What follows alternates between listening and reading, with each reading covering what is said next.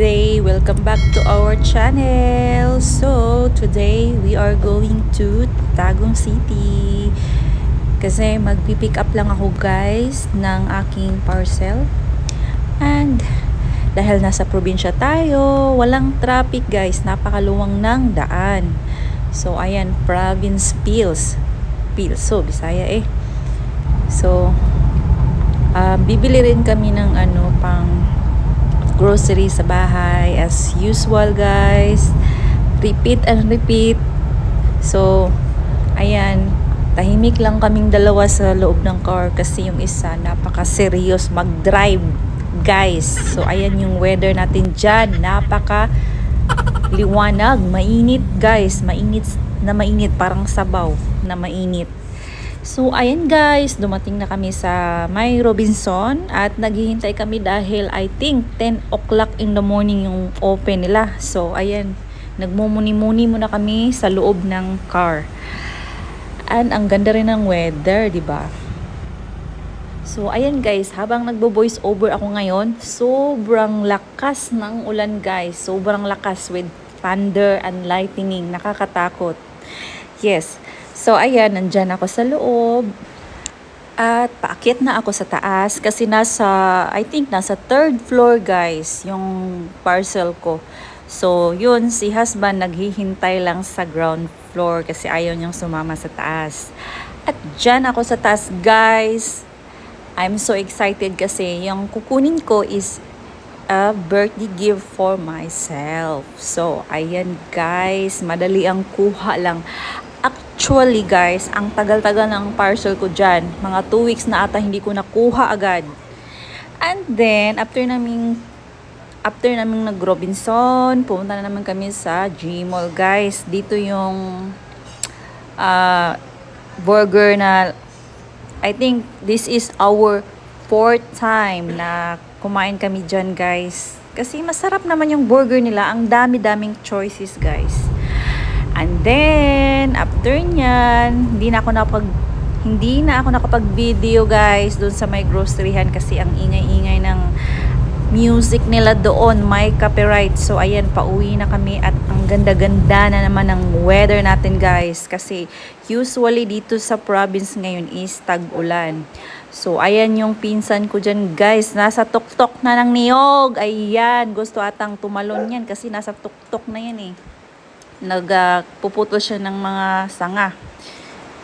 So, by the way, this is the next day guys. Ayan na naman si husband guys. Look, nag-spray siya sa likuran. Kasi nga, na-boring daw siya. Wala siyang ginagawa. So, ayan guys.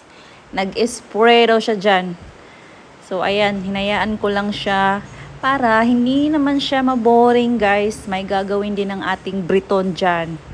So, yan, pinapanood ko lang siya. So, ayan, ang dami-daming pawis niyan kasi ang init-init guys, oh.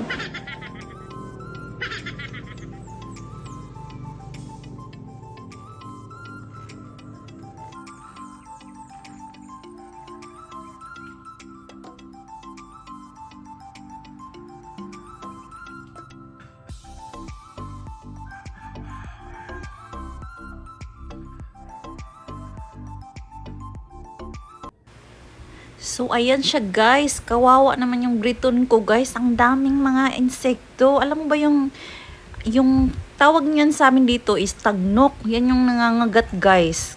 Yung pino-pino. Kahit sobrang init ng panahon, ayan sila. O siguro, na-sprayhan yung bahay nila sa baba. Kaya nagliliparan sila.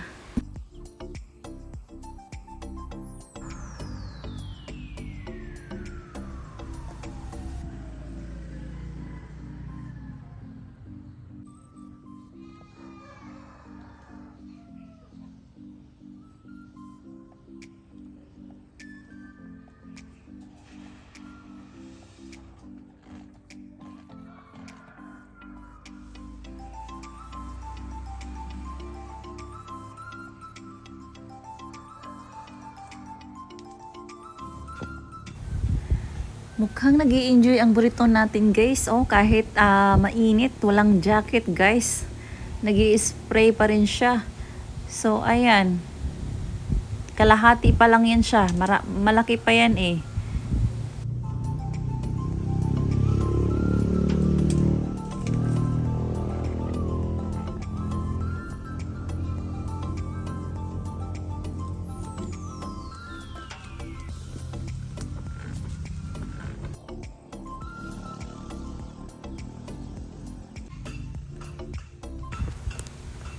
So, nandito na siya sa may gitna, guys. And dati, may bahay dito dyan sa may itong walang damo.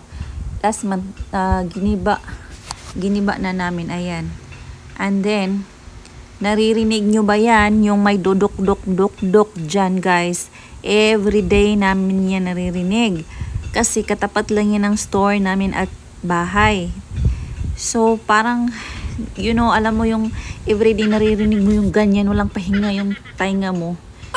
Parang, sige na lang, nasanay na lang kasi no choice, nandiyan na tayo.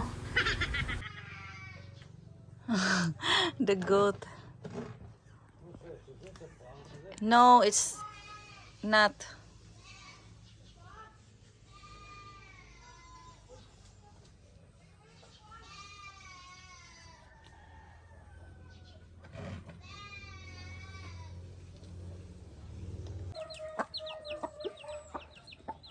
So that one comes up the steps with the...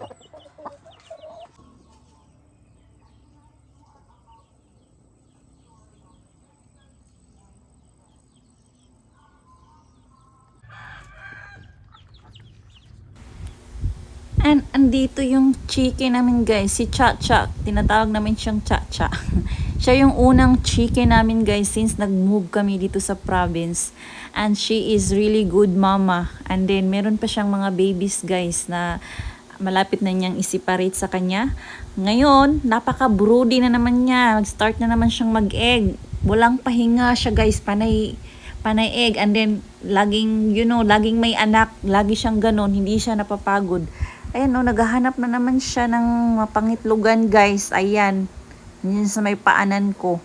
Napakakulit kasi pumapasok sa store ko, guys. Inaakyat-akyat yung mga gilid-gilid ng may mga paninda ko. Nakakatakot. Baka mabasag yung iba kong paninda. Hi, guys! So, let's update where my husband spray here in this area. This is it now, guys. This is not 1 week yet since he sprayed. It's like Monday, Tuesday, Wednesday. What's today? Maybe 5 days, something like that. So it's like that, guys. There still have some part that still not die, but we are going to spray again because some area is not. This side is dying. That one there's a lot of water there, that's why it's still alive. And the papaya, guys, is give up. It's too heavy, so still carry on. And this one is dying too. Here. But I thought, guys, he spray as well above over there. It's not. So might tomorrow or in the next day here this area, I'm the one will do it, because he's not doing here. He's afraid if he will spray my flowers or my plants.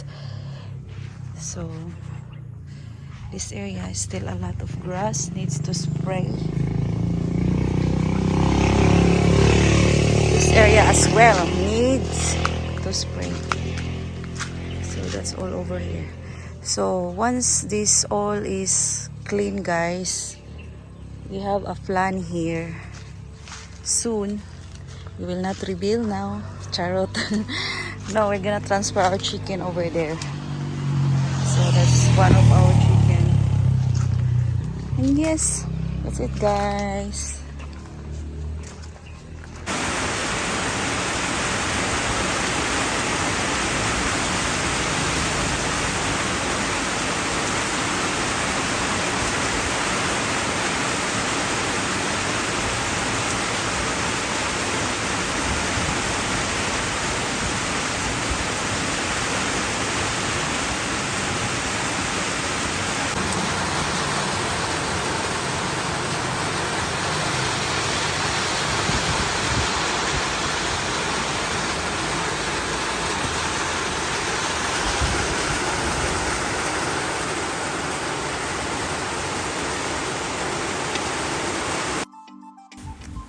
And here we go back again to Tagum guys in Robinson. And husband is buying some meat only here and his milk. So hinahanap ko siya, hindi ko siya makita agad. So andyan lang pala siya sa may karnihan. So ayan guys, pili-pili na siya ng mga meat dyan na gusto niya. At may mga fish din dito guys, so ang laki-laki. Dito sa Tagum City guys, nai-inlove talaga ako sa mga bulaklak na yan. Kasi ang ganda-ganda talaga, iba't ibang kulay. Tinatawag namin yan na bumbil dito sa Bisaya. And in English, bougainvillea, is it?